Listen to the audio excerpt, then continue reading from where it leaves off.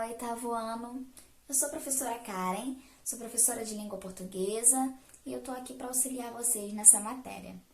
Então, hoje o assunto da nossa aula é vozes verbais. Então, nós vamos estar conversando um pouquinho sobre as vozes verbais. Eu vou estar explicando para vocês por partes. Vamos ir estudando pelo livro, tá? Então, eu vou estar mostrando para vocês as páginas e explicando para vocês um ponto diferente, tá?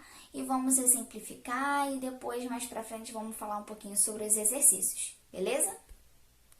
Então, pessoal, na língua portuguesa nós temos 3 tipos de vozes verbais: a voz ativa, a voz passiva e a voz reflexiva. Na voz ativa, o sujeito é quem pratica a ação do verbo. Na voz passiva, ele sofre a ação. E na voz reflexiva, ele pratica e sofre a ação ao mesmo tempo. E aí, nós temos um exemplo sobre a voz ativa. Felipe comeu frango no almoço. E aí, nós temos que fazer a pergunta para o verbo. Quem comeu o frango no almoço? Felipe. Então, aí nós já descobrimos quem é o sujeito dessa oração. O Felipe, ele está praticando a ação de comer o frango. Então, essa é uma frase com voz ativa, uma oração com voz ativa. Entenderam? Agora vamos falar sobre a voz passiva. A voz passiva, ela tem 2 classificações, tá? A primeira é a passiva sintética.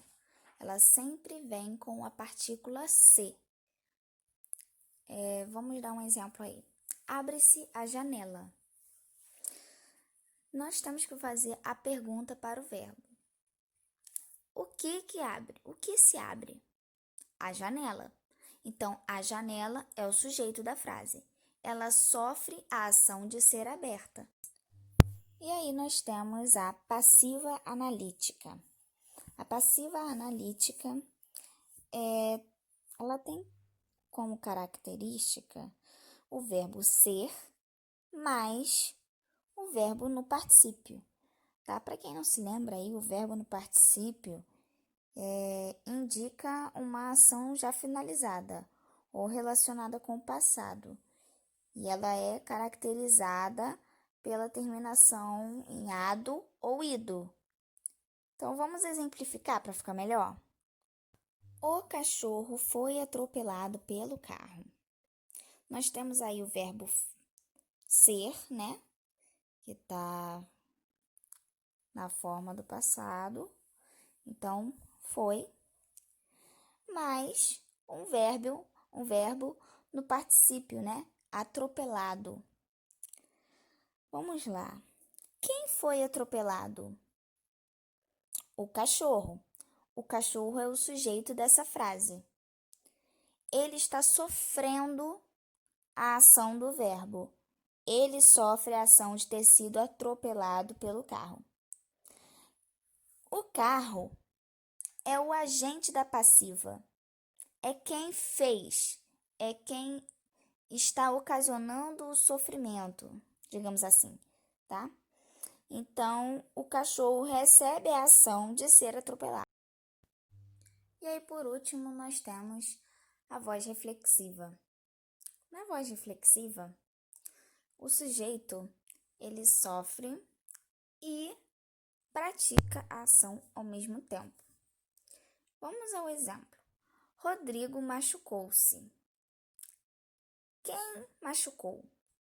Rodrigo. E quem foi machucado? Rodrigo também. Então, é ele que faz e ele que recebe. E isso nós chamamos de voz reflexiva. É muito importante que vocês identifiquem qual é a voz que tem em cada oração aí que nós iremos estudar. Hoje nós abordamos esse assunto porque é o assunto do livro de vocês, beleza? Vai começar lá na página 59, tá? Eles vão começar explicando para vocês o que é voz verbal. Eles vão falar sobre cada uma, mas eu quis dar uma explicação para vocês mais resumida e mais fácil de entender. Então, ali na página... na página 61 tem um texto, vocês vão ler esse texto e a partir da leitura desse texto vocês vão responder os exercícios, beleza? Os exercícios tem um pouquinho de interpretação de texto, um pouquinho sobre vozes verbais, então vocês precisam prestar atenção na explicação que eu dei e também na leitura do texto. Então, pessoal, essa foi a nossa aula de hoje. Estou muito feliz com esse primeiro contato. Espero que nós possamos continuar aprendendo juntos. E é isso. Foi um prazer e até a próxima.